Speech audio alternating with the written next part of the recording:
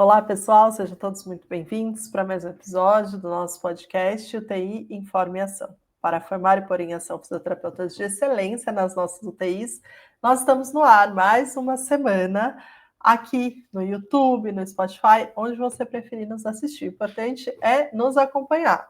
Eu sou a Débora, fisioterapeuta intensivista, e você pode me encontrar no @movimenta_UTI. Isso aí, pessoal, sejam bem-vindos. Eu sou o Sancler, fisioterapeuta intensivista também. Você me encontra no @SanclerBernardes e juntos você nos encontra, como a Débora disse, na sua plataforma preferida para acompanhar o podcast ou também no Instagram, no @UTI Informe e Ação. E lá você tem mais informações sobre o que o UTI Informe e Ação produz e como a gente pode se conectar com vocês. Inclusive, você pode acessar também para conhecer um pouco da nossa campanha de apoiadores, que é a parte do UTI Informe e Ação que mais se conecta com as pessoas que acompanham a gente, confiam no nosso trabalho e, de alguma maneira, apoiam o podcast para ajudar que a gente se mantenha aqui produzindo esse conteúdo gratuito para todo mundo que nos ouve, para todo mundo que nos assiste, e essas pessoas que contribuem, elas recebem em troca um material especial, preparado com uma curadoria, com todo o carinho, a responsabilidade que a gente tem, baseado nos princípios aqui do podcast, buscando sempre desenvolver o pessoal. Inclusive, né, Débora, a gente recebeu um feedback outro dia que o material do Apoia-se deveria ser um livro, né? Tamanho é o cuidado e o zelo que a gente tem para a gente passar isso para o pessoal, baseado naquilo que a gente usa para estar falando aqui.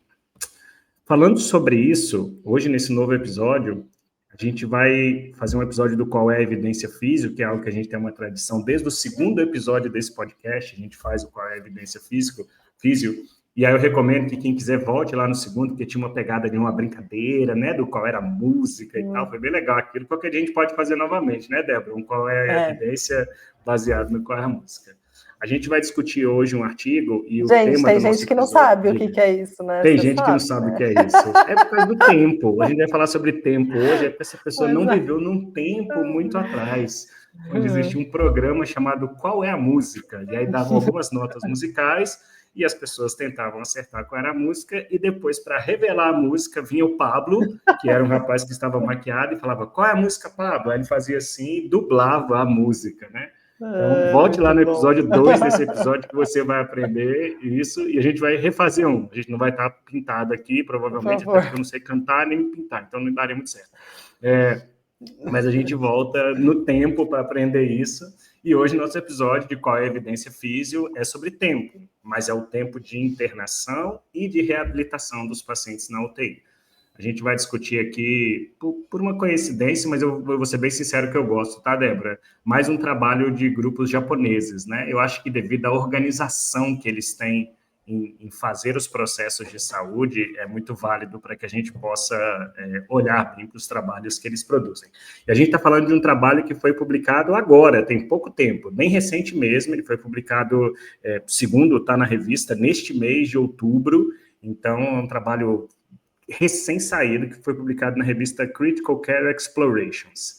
E é um estudo em que eles fizeram uma análise, tem um grupo japonês chamado J-Relief, que é o estudo do grupo japonês de reabilitação e fatores de risco para síndrome pós-terapia intensiva. Eles fizeram um estudo prospectivo muito grande, multicêntrico no Japão, e aí eles fizeram uma análise desses dados sobre o impacto do tempo de internação na UTI, da gravidade dos pacientes, na reabilitação, ou seja, em conseguir essa progressão funcional da reabilitação, e fizeram uma análise em cima do tempo de reabilitação que os pacientes recebiam, esses pacientes mais graves ou menos graves, os que ficavam mais tempo na UTI ou menos tempo na UTI, e como era a carga de reabilitação para eles, e o que isso impactava ou não nesses desfechos de tempo de internação, e principalmente na funcionalidade dos pacientes. Então, a gente vai discutir um pouco baseado nesse trabalho do grupo japonês, recém-publicado, sobre isso, né? Será que tem diferença o tempo de internação nas demandas de reabilitação? Vou fazer até uma outra pergunta para a gente discutir aqui ao longo do tempo. Será que, com o passar do tempo, a gente tira o pé do acelerador e oferece menos reabilitação para os nossos pacientes, quanto mais crônicos eles ficam? Né? E aí eu vou só antes de passar a palavra, Débora, a gente tem um indicador que a gente usa aqui no hospital, que é o tempo para o primeiro ortostatismo, né? É um indicador do resultado assistencial aqui da reabilitação, quanto tempo a gente demora para efetivamente tirar os pacientes da cama. E aí tem mês que esse indicador é muito ruim. Então, a gente tem uma meta de, por exemplo, no máximo 3 dias, tem mês que o indicador é 4,5, 5 dias, a gente fala, poxa, foi tão ruim, né? A gente demorou tanto para tirar os pacientes da cama, só que aí isso demanda de uma análise crítica. E às vezes a gente vai fazer a análise crítica, e eu tenho 60 pacientes que ficaram em pé na UTI, e eu tenho um paciente, uma vez, teve um mês aqui, que ele demorou 63 dias para ficar em pé.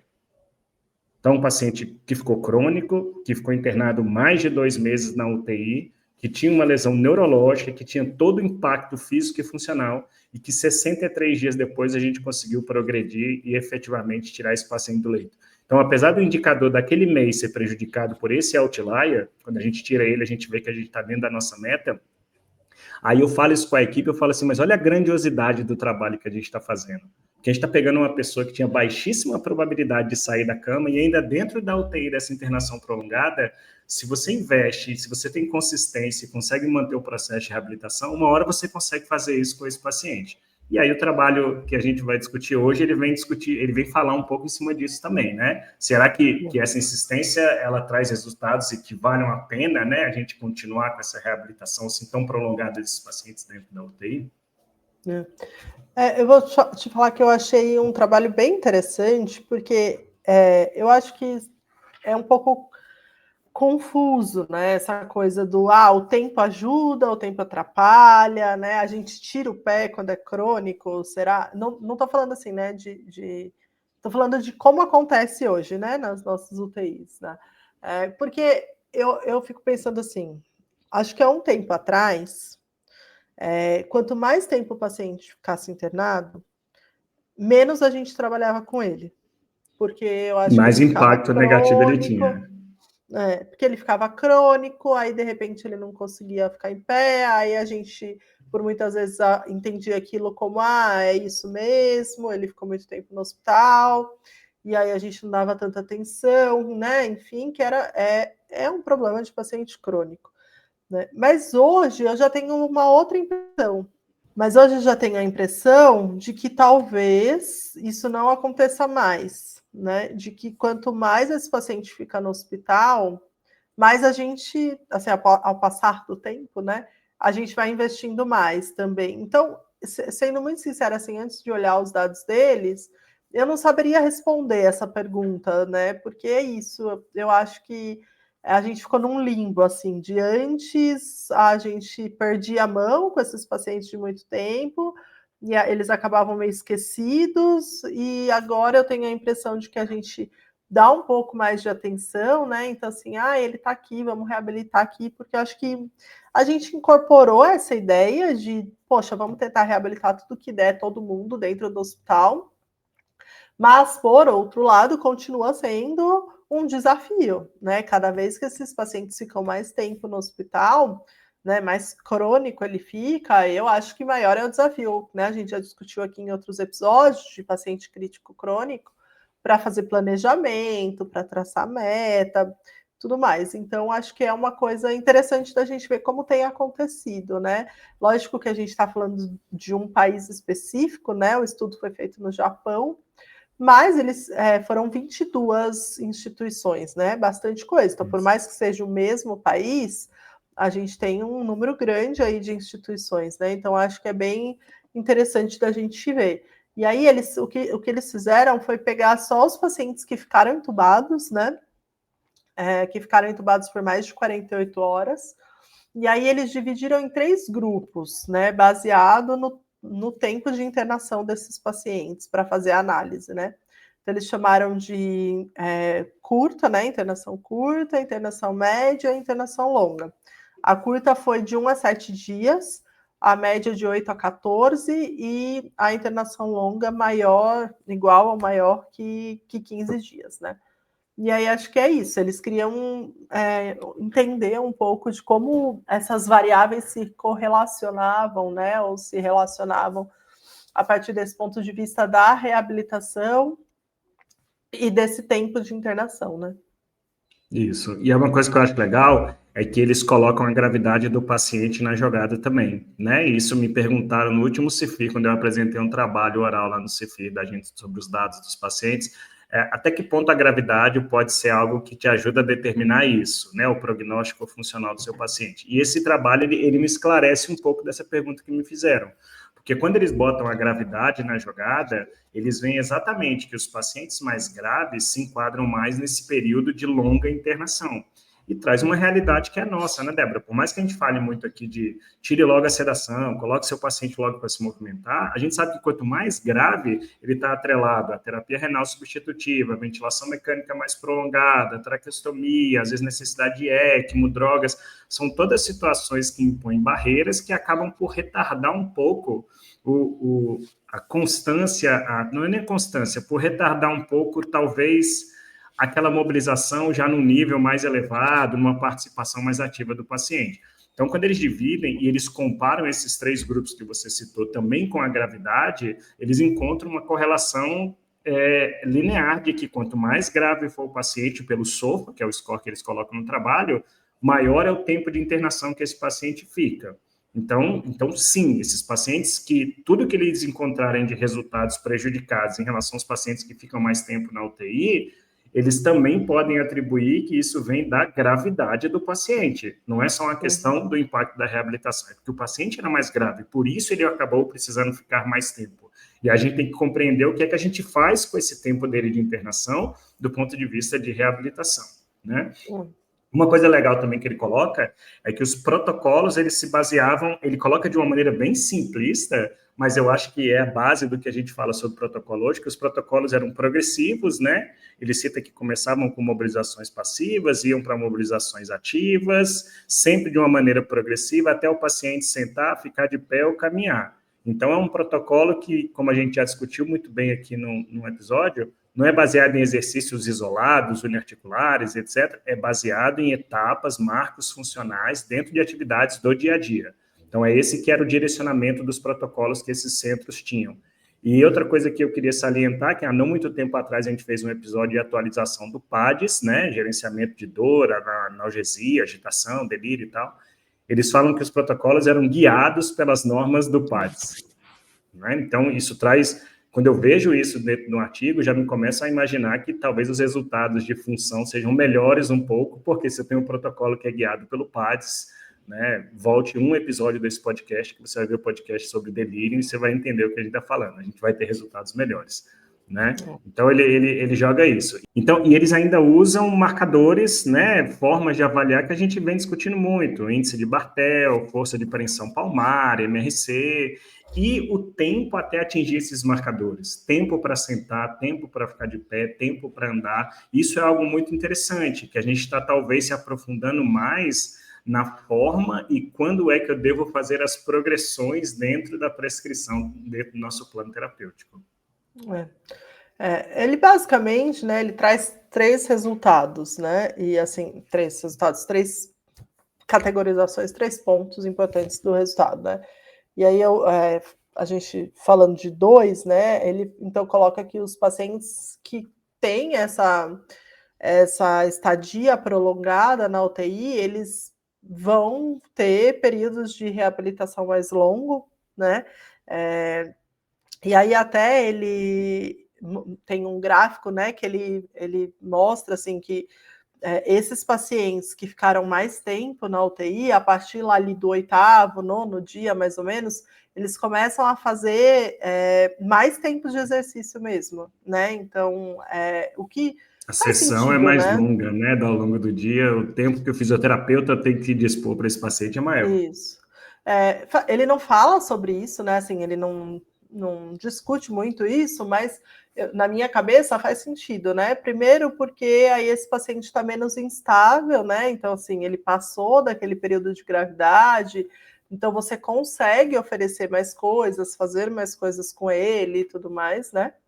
E segundo, porque é isso, se ele não recuperou até então, ele foi adicionando déficits, né? E aí, de repente, aquele paciente que lá, né, na nossa UTI, a gente olha e ele tem várias demandas que eu preciso suprir, né, de reabilitação, e aí o atendimento fica mais longo mesmo, né? Então, acho que ele Ele fala tem mais bastante. possibilidades, mas ao mesmo tempo mais necessidades, né? Exatamente, é isso mesmo, né? Agora ele tem menos fatores limitantes, né?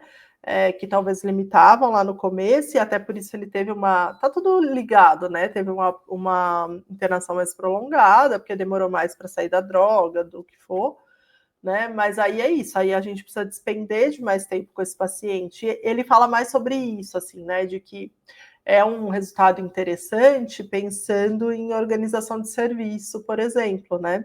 De você saber que se você tem um paciente que começa a ter uma internação mais prolongada, esse é um paciente que provavelmente vai precisar de mais tempo de reabilitação, em termos até de tempo da sessão, né?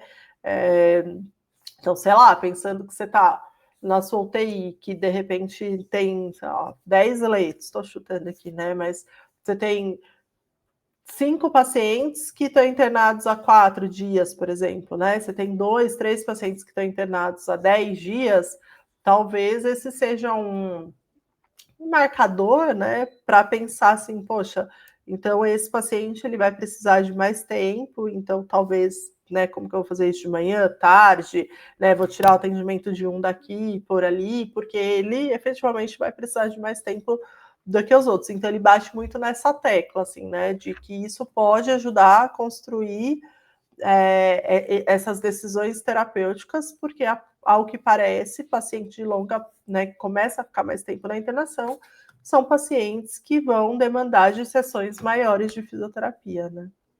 Até para sistematização, né? A gente já falou algumas vezes aqui que a enfermagem, por exemplo, ela tem os seus números de quantos pacientes cada enfermeiro, cada técnico cuida, mas tem que se levar em conta uma sistematização da assistência. E a gravidade, os riscos dos pacientes entram em consideração nisso. E a gente não faz isso na físio. Então, eu já trabalhei no serviço que eu ficava com 10 pacientes na UTI mais crítica, mais aguda, e outro colega ficava com 10 pacientes numa UTI de crônicos, sendo que os 10 pacientes dele vão demandar muito mais tempo, provavelmente, segundo os dados desse trabalho, do que os meus 10 pacientes mais críticos agudos.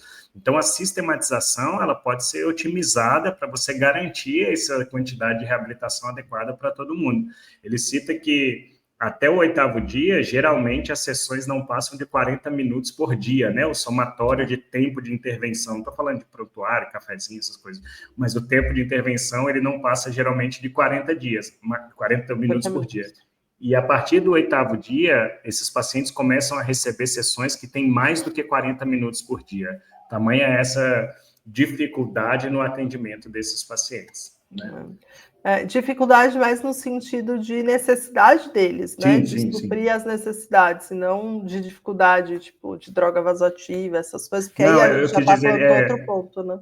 eu acho que a dificuldade na carga de trabalho do fisioterapeuta, né? Sim. No domínio da intervenção, e aí talvez o tempo da intervenção, etc. Perfeito. E aí, outro ponto que ele traz, né, que você também colocou já, que é a gravidade, né, do paciente. Então, quanto mais grave esse paciente, isso também vai impactar na reabilitação, né? Uma coisa que eu acho interessante da gente comentar, assim, né, e agora trazendo a minha opinião, enfim, que ele traz lá, né, que a severidade da doença é uma barreira, e a gente sabe disso, né, para iniciar, para tipos de exercício. Mas agora, colocando a minha opinião, né, quando a gente fala em severidade da doença, a gente está falando, ele vê pelo SOFA, né? Sofa, isso. Pelo SOFA, né? A gente está falando de severidade de verdade, né? O que eu quero dizer com isso, né? Porque não sei se todo mundo lembra, logo que saíram aqueles primeiros artigos falando de barreiras para reabilitação na UTI, que a gente até já discutiu aqui também, tem algumas coisas falando assim, uma barreira o terapeuta, né, achar, né, o paciente parece grave, né, e aí a gente deixava de atender muita gente porque parecia que ele estava grave.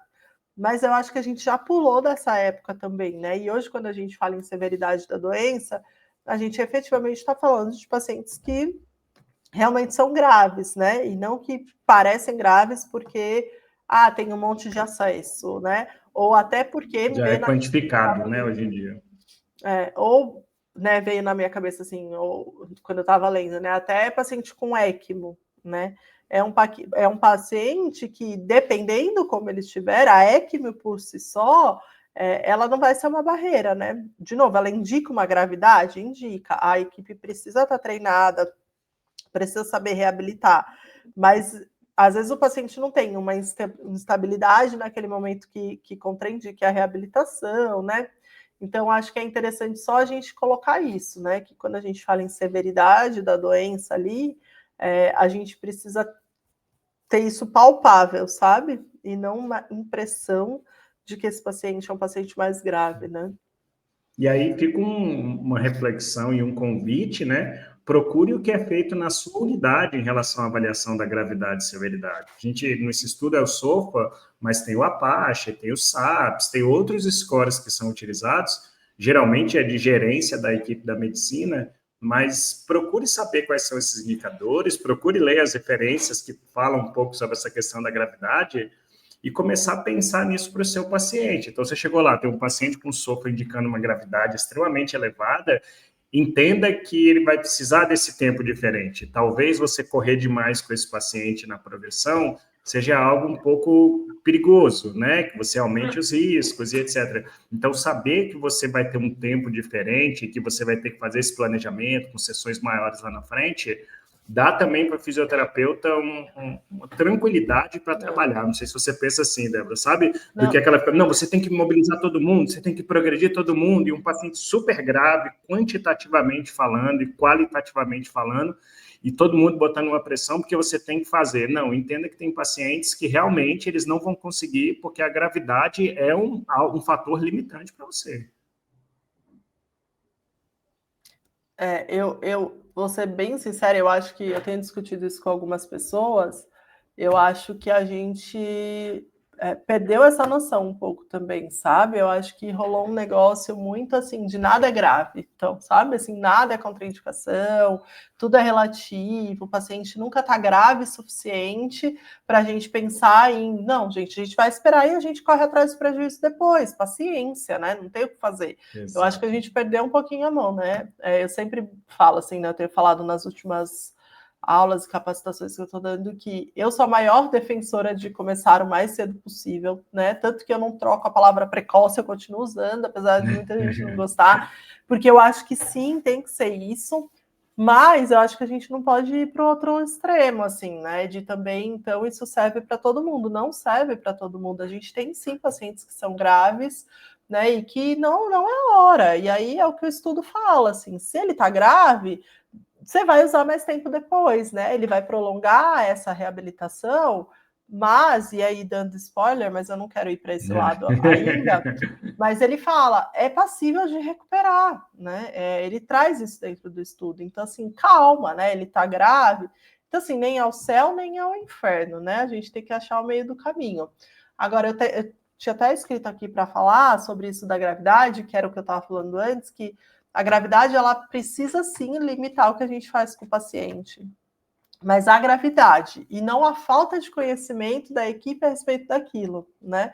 Então, por exemplo, a ECMO, né? A ECMO, ela precisa limitar se o paciente estiver grave, mas não pela falta de conhecimento em mexer na ECMO, por exemplo, né? Então, esses dias eu estava até falando num lugar que eu dei uma aula sobre a questão da complexidade, né? De ser complexo e ser complicado, né? Que são coisas diferentes, né? Uma vez até uma pessoa deu um exemplo que eu achei tão bom, que ele falou assim, olha, por exemplo, tirar petróleo de não sei aonde, né, é complicado, mas não é complexo, né? O que isso quer dizer? Que é complicado, você precisa de uma máquina específica, tem que furar, mas não é complexo, né? Por quê? Porque é aquilo, né? É aquela linha de coisas, né? Aquele processo exatamente.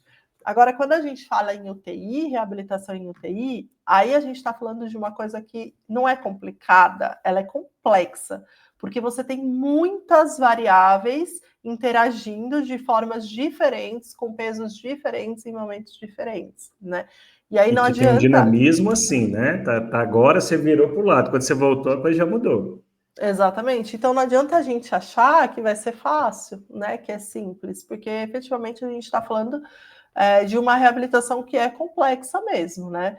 Então, acho que é isso. A gente tem que olhar para a gravidade, a gente tem que entender que tem paciente que não vai dar e que a gente vai correr atrás dos prejuízos depois, e aí vai ter que aumentar o tempo da sessão lá na frente, vai ter que gastar mais tempo mesmo com esse paciente para a gente ter benefícios, né? Para voltar ou ganhar os desfechos que a gente quer, né?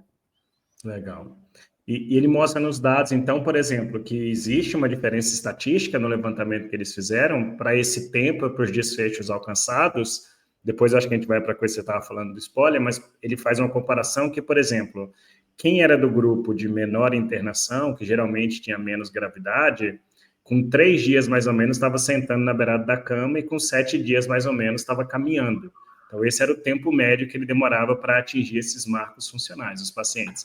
Já esses pacientes que eram mais graves e que estavam no grupo que ficou mais tempo internado, que as internações eram mais longas, acima lá de 10 dias, né, se não me engano, no grupo, ele fala que demorava, assim, em média, 8 dias para ficar em pé, ou desculpa, para sentar na beirada da cama, e demorava, em média, 23 dias para esses pacientes caminharem.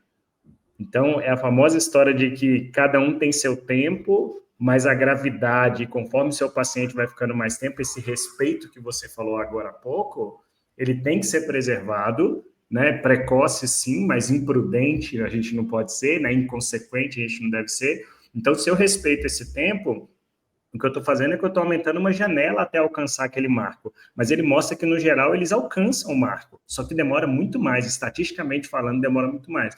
Então, lá no começo, quando a gente fala de esquecer esses pacientes, é uma das coisas que eu acho que o artigo traz de mensagem mais importante, é não esqueça esse paciente. Saiba que lá na frente você vai ter que fazer e fazer mais por ele, do ponto de vista de tempo, de intervenções, mas que é possível, sim, de você alcançar. E aí, o que você tinha dito como spoiler é que ele chega à conclusão que, mesmo com essa demora, a gente está falando, às vezes, de mais de 3 vezes o tempo necessário para esse paciente caminhar, dele ter que aumentar muito o tempo de sessão, mas ainda assim, quando você vai para o Bartel, quando você vai para a MRC, quando você vai para o Hand Grip, principalmente o Bartel, eles todos alcançam o mesmo patamar de independência funcional. Então, assim, antes tarde do que nunca, literalmente, esses pacientes são graves, eles vão ficar mais tempo internados, e se a gente souber manejar um plano terapêutico, no final das contas, a gente vai conseguir fazer com que mesmo esses pacientes graves e atrasados na reabilitação, eles consigam. Mas para isso tem que fazer aquilo, de ir aumentando, depois a gente bota na internet o gráfico, né? Você tem a linha assim, de repente a linha vai aumentando do tempo de reabilitação, quanto mais tempo ele vai ficando, quanto mais dias ele fica na UTI. Então, a gente tem que pensar nisso, não é desistir, muito pelo contrário, é investir. E talvez, né, Débora, isso é um estudo, foi uma análise de dados de um estudo que já tinha acontecido, mas se você tiver estratégias que talvez possam ser um pouco mais de intensidade maior, um pouco mais de tempo, a gente não precisa de 23 dias para andar, não precisa de 8 dias para andar. A gente pode chegar no meio do caminho que não é da gravidade leve, mas também não precisa ser tanto tempo depois. Mas sabe que eu fiquei pensando isso, né? E até antes da gente começar, que a gente estava conversando do estudo, eu acho muito interessante o resultado deles, né? E eles colocam muito assim, né, firme nessa conclusão de que é isso, né? Ele vai demorar para fazer e tudo mais, mas eles vão se recuperar. Eu achei um pouco enfático, assim, demais, essa coisa de, mas eles vão se recuperar, porque a gente vê que tem vários estudos mostrando que existe uma parcela grande que não se recupera, né? E aí a minha questão é, né, eles vão se recuperar né, se existir um planejamento terapêutico para isso. Se você continuar né, porque ele fala um pouco disso, né, de continuar isso durante a estadia hospitalar, né? Então, assim, tem alguns cis aí no meio do caminho para garantir esse resultado positivo que eles tiveram, que eu acho que não dá para desconsiderar, né? A gente não conhece muito, a gente podia até chamar alguém do Japão aqui qualquer dia, né? Para a gente conhecer a realidade deles lá, né? Porque a gente não sabe muito bem, né, como é que eles trabalham lá, enfim, mas a gente sabe que não é muito a nossa realidade, né? Porque esse processo, né, que precisa ser garantido para você conseguir esses desfechos, porque você imagina, né? É isso, é um paciente que vai precisar de mais tempo, de mais investimento, de mais. E ao mesmo tempo a gente sabe que, pelo menos aqui no Brasil, em muitos lugares, isso não alinhava, né? Isso a gente não consegue amarrar isso. E aí, então, a gente tem que tomar cuidado, assim, para trazer para a nossa realidade de que a gente precisa ter coisas específicas ali que deem certo, né? E acho que uma coisa muito importante é o planejamento mesmo, né? Então, são pacientes que precisam de planejamento, porque senão isso vai se perder. Né? Eu estava lendo sobre isso esses dias, né? Como chama isso? Uma estratégia, né? Que chama Green to Red. Não, é o contrário. Red to Green, desculpa. Que é uma estratégia, uma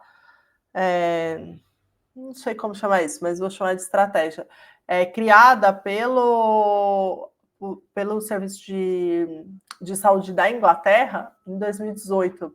É uma ferramenta, agora que eu vi aqui, eles chamam de ferramenta, que eles criaram como um sistema assim, de gestão visual para identificar o tempo perdido durante a jornada do paciente. Não sei se você já ouviu falar.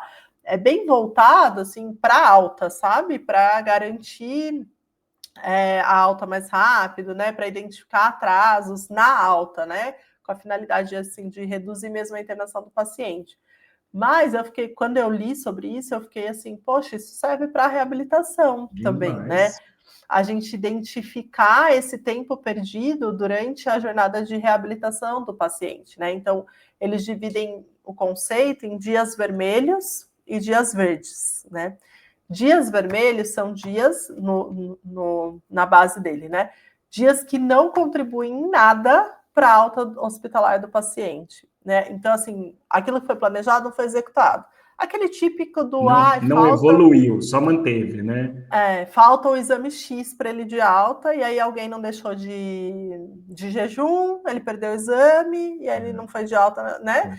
Então, assim, tinha condição de fazer um TRE, passou por plantão do próximo, não fez no dia, ele ficou um dia a mais em ventilação mecânica. Exatamente. Então, são dias vermelhos, né? E aí, por outro lado, ele traz o que seria a ideia de dias verdes, né? Que são dias que o paciente recebeu cuidados que agregam efetivamente no seu processo, na sua jornada, que no caso para receber a alta, mas que a gente poderia facilmente transformar em dias verdes, são dias que o paciente recebeu cuidados que agregaram no processo de reabilitação dele, né? Então, assim, tudo que foi pensado, foi planejado, efetivamente aconteceu. Né? E aí eu acho que isso se enquadra muito para esses pacientes, né? Que eles começam a ficar muitos dias no hospital, e aí começa isso, né? Assim, hoje não sentou essa sinalização, porque... né? Você perde o controle. Não sentou porque não sei o quê, não fez um TRE porque não sei o quê. E aí, a hora que você vê, já tem 2 dias aí que são dias vermelhos, né? Que não serviram absolutamente nada para agregar na evolução, no planejamento de progressão de reabilitação. Então, achei um conceito bem legal, e é isso, né? O que ele traz é que é possível, né, correr atrás dessa reabilitação desses pacientes que a gente acaba precisando segurar um pouco mais no começo, e que eles vão alcançar um status funcional legal. Aí eu só acrescentaria o C, né? A gente garante dias verdes e não dias vermelhos. Mas você sabe que isso tem a ver, você falou disso no congresso lá em Belo Horizonte, a gente já falou isso aqui também na história da reabilitação. A gente teve o período da evidência científica que mostrava só o que acontece quando eu não faço, o que acontece quando eu não faço. E aí já é um trabalho que está fazendo uma análise, assim, aonde existe essa evolução estruturada, o que é que acontece? Então, e aí para a gente, quando a gente não tem essa evolução estruturada, a gente fica, mas o que é que ele fez para conseguir isso, né? E realmente são os Cs. E mesmo assim, Débora, eu queria colocar uma outra coisa aqui, eu sei que a gente já está caminhando para o final, mas ele salienta 2 coisas importantes. Uma, que o que pode melhorar é a equipe. que ele fala que falta equipe suficiente para oferecer mais reabilitação e etc. E ele coloca um segundo ponto dentro disso, que ele chama de o tempo protegido para a fisioterapia. Então, dentro do planejamento clínico do paciente, não é só no nosso planejamento fisioterapêutico, tem que ter um tempo específico para a fisioterapia para esse paciente. E aí isso vai contra um pouco muito do nosso trabalho aqui no Brasil. A gente fica achando a brecha para poder atender no meio de 1000 coisas que são feitas com o paciente na UTI. E ele traz um conceito diferente. Não, a gente precisa ter o tempo para isso. Isso é prioridade para esses pacientes. Então, isso é um desejo, quando ele colocou ali, que eu li, eu falei, pô, isso eu acho que é uma coisa que a gente precisa culturalmente trabalhar mais. A sessão da reabilitação para esses pacientes, os tempos de reabilitação, os momentos, os minutos, eles são prioridade tão quanto um medicamento, tão quanto uma mudança de decúbito, tão quanto o exame, tem que ser. Não é um negócio a mais que é um plus legal, não.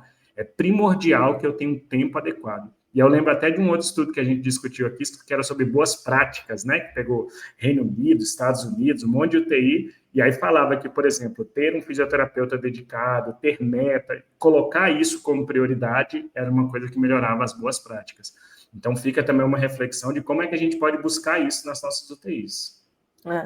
Porque, enfim, né, a gente entraria num outro episódio, mas quando a gente fala desse tempo protegido, né, para a fisioterapia, tem da equipe e tem nosso, né, porque aí também a gente tem um pouco de preconceito dessa coisa de, então vamos marcar um horário para fazer fisioterapia, né, as pessoas também não querem, assim, porque, eu não venho no horário que o paciente pode, que a equipe quer, eu tenho que ir no meu, né, e às vezes esse não acaba é tipo também se isolar do mundo, né? Então, assim, a gente acho que, de novo, é cultural também da nossa profissão, né, essa coisa em relação a que momento que eu vou atender esse paciente, né, enfim. Mas eu acho que é um artigo super válido, né? Ele é isso que você falou, é um avançar da nossa profissão, né? Da nossa atuação, da reabilitação, né? Ele fala, né, bastante assim de como isso pode impactar a prática clínica, né? Então, que também é uma coisa que a gente vem falando aqui. Ele fala, né, que estabelecer esses parâmetros de referência para a reabilitação diária, adaptado à necessidade específica, né, da gravidade da doença, daquela, né, da doença que o paciente tem ali, né, pode contribuir para desenvolver protocolos de reabilitação mais eficazes, por exemplo, né, como você falou, de repente, se eu tenho uma quantidade X de pacientes que ficam mais tempo, eu tenho que equilibrar com aqueles que, né, têm uma alta mais rápida, enfim. Então, acho que ele traz bastante coisa para a gente efetivamente caminhar mesmo dentro da nossa profissão, né? E a gente tem falado muito, né, que talvez esse seja um caminho da gente entender quem é o paciente que a gente precisa gastar mais tempo, quem é o paciente que vai demorar mais, quem é o paciente que eu não posso perder a amarração desse plano terapêutico lá para a enfermaria, porque ele vai ser prejudicado, quem talvez não, ele vai se reabilitar né, sozinho, assim, né, de qualquer jeito, curso natural da reabilitação, digamos assim, e acho que ele contribui bastante nesse aspecto, sabe? Eu gosto muito quando a gente discute alguma coisa que coloca na mesa o processo. Eu acho que a nossa profissão e especialidade, ela nasceu sem processos, e hoje a gente está vendo a importância dos processos. Talvez alguém esteja ouvindo e fale, é o protocolo, é o protocolo também, mas é o processo todo, da decisão do plano, amarrar com a outra equipe, amarrar o tempo, o momento, quando é que faz muito, quando é que faz menos, e se a gente não parar para se perguntar isso, a gente faz tudo de uma maneira tecnicista e que não é efetiva, porque você não sabe para onde você está indo.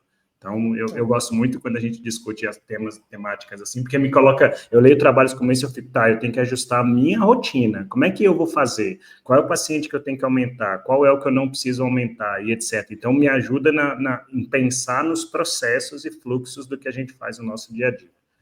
Exatamente.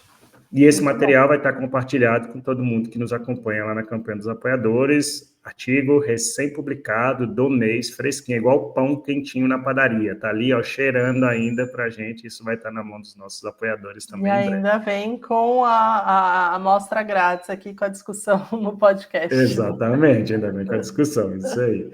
Eu tenho uma dica, Débora, falando sobre tempo, não tem nada a ver com tempo, etc., mas eu assisti esses dias um filme que é antigo, mas chama-se Questão de Tempo, não sei se você já viu, tá no Prime Video.